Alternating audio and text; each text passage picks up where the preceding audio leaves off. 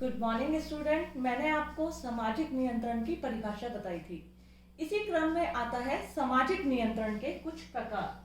सामाजिक नियंत्रण के प्रकारों में पहला है चेतन और अचेतन नियंत्रण, यानी कॉन्शियस और अनकॉन्शियस कंट्रोल।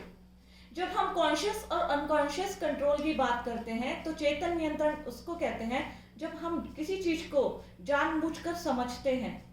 जैसे कुर्सी होती है, हम ऑफिस या किसी उस पे जाते हैं तो हम सोचते हैं कि हम अपने बड़े प्रोफेसर की या प्राचार्य की चेयर पर ना बैठें, तो हम ये सचेत रहते हैं। मतलब जो सचेत और जागरूक कॉन्शियस रहकर किसी कार्य को किया जाता है, अवेयर होकर सचेत और जागरूक अवस्था में जो कार्य किया जाता है उसे कहीं ना कहीं चेतन नियंत्रण में आता है। अचेतन नियंत्रण की बात करें तो ये स्वाभाविक व्यवहार में आता है। जो हमारे स्वाभाविक व्यवहार होते हैं कि स्नान करना, दातुन करना, हम प्राचीन काल से ही हमारा यही रूटीन चला आ रहा है और ये सब हमारी स्वाभाविक प्रक्रिया है। तो ये सब किस में आ जाएगी? अनकॉन्शियस कंट्रोल में, यानी अचेतन नियंत्रण में। इसी प्रकार प्रत्यक्ष और अप्रत्यक्ष नियंत्रण, डायरेक्ट और इनडायरेक्ट कंट्रोल। देखिए, प्रत्यक्ष नियंत्रण जब हमारे माता पिता, भाई बहन या गुरुजनों द्वारा हमारे व्यवहार को नियंत्रित किया जाता है। अक्सर बच्चा जब खेलता है बचपन में, माता पिता द्वारा बच्चे को शब्दों को बोलना सिखाया जाता है। यदि कोई वो अपशब्द बोलता है तो उसके लिए उसको रोका जाता है, डांटा जाता है। तो कहीं ना कहीं वो प्रत्यक्ष नियंत्रण के अंतर्गत आता है। जो फिर से रिपीट कर रही हूँ, प्रत्यक्ष नियंत्रण जो किसी के मतलब प्राथमिक संस्थाएं जो होती हैं हमारी, जैसे परिवार, नातेदारी समूह, माता पिता, भाई बहन या गुरुजन के द्वारा रखा जाता है, वो प्रत्यक्ष नियंत्रण में आता है।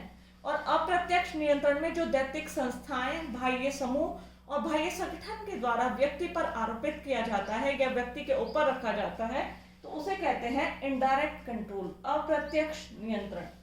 वही एक आता है सकारात्मक और नकारात्मक नियंत्रण। सकारात्मक, पॉजिटिव एंड नेगेटिव कंट्रोल।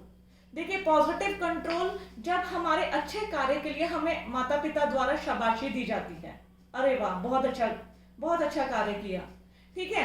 फिर भाई बहन द्वारा अच्छे कार्य के लिए बच्चे को चॉकलेट देना, तूने बहुत अच्छा काम किया था, तो ये पॉजिटिव होता है। एक अच्छे के बच्चे, स्टूडेंट के, एक गुड स्टूडेंट के टीचर द्वारा देखने पर कि वो बहुत अच्छा कार्य कर रहा है तो उसको पुरस्कृत करना, ये भी सकारात्मक नियंत्रण में आता है, पॉजिटिव कंट्रोल में। वही इसका दूसरा पार्ट है नकारात्मक नियंत्रण, यानी नेगेटिव कंट्रोल। नेगेटिव कंट्रोल कहते हैं कि जब समाज विरोधी व्यवहार करने पर हमें दंडित किया जाता है, उपहास की जाती है, हंसी उड़ाई जाती है। रिसेंटली आप सभी देख रहे हैं, कोरोना एक वायरस है जिससे हम सभी लोग ग्रसित हैं, घर में लॉकडाउन है, लेकिन कुछ व्यक्ति अननेसेसरी घर से निकल जाते हैं। तो मैं सोशल मीडिया पर अक्सर देखती हूँ, उनको पुलिस वाले दंडित करते हैं, विभिन्न माध्यमों से दंडित करते हैं।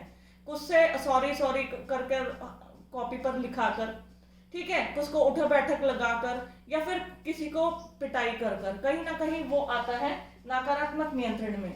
जब व्यक्ति जानबूझकर समाज के नियमों का उल्लंघन करता है तो उसकी प्रतिव्यक्ति होती है उपहास के द्वारा, तो उसे कहते हैं नकारात्मक नियंत्रण। एक आता है अनौपचारिक और औपचारिक नियंत्रण। देखिए, अनौपचारिक formal and informal and formal control के अंतर्गत आता है।